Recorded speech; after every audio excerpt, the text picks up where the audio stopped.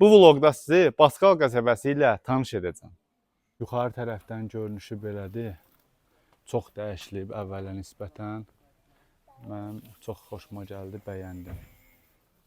Burada da əl əməyi ilə hazırlanan suvenirlər satırlar. Girək bir burada baxaq, maşallah olsun. Bax, bunlar hamısı əl əməyi ilə hazırlanıbdır.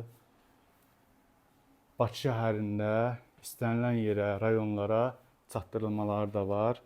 İstəsəz, bax, əlaqə nömrəsini videodan götürüb əlaqə saxlaya bilərsiniz. Burada Kəlağayı Ələsgər, Baskal kəlağayıları satılır. Qohumun yeridir. Kimə lazım olsa əlaqə nömrəsi verərəm. Sifariş eləyər. Bunlar da çatdırar. Hamısı əl əməyi ilə hazırlanan mallardır, məhsullardır. Sonra yollanırıq Baskal məhsullarına. İçəridə təbii otlar, təbii məhsullar var. Astara çayı, nanəsi, yasmin, sevgi çayı var. Bu, bir dənə baxım iynə. Oy da, nə gözəlliyi var. Bu neçədir dost? 3 manat. Stəkanı 3 manat. Kəşli otusu. Bax, bunlar hamısı təbii çaylardır.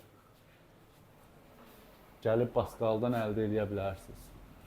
Bura Baskalda Halvatı Cahid ustanın ünvanıdır. Usta, salam aleyküm. Bunlar halvalar neçəyə idi? Halvaların qabları biri 6 manat. 6 manata. Bura dostlar kanalizasiya sistemi 9-cu əsrdə bu cür olubdur. Kürəbənd adlanır.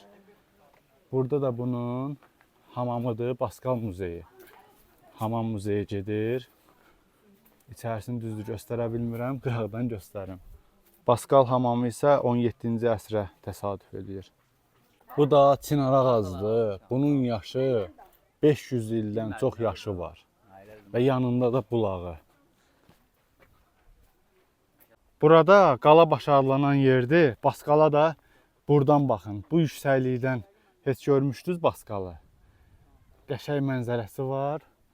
Evlər də, meşəliklərdə əla görüntülərdir. Sağ olsun Xalaoğlu, onun təşəbbüsü ilə gəlib buraları gördük. Yoxsa biz buraları belə təsəvvür eləməzdik. Baskal vloqumuz da burada sona çatır. Bəyənin, komment yazın, paylaşın.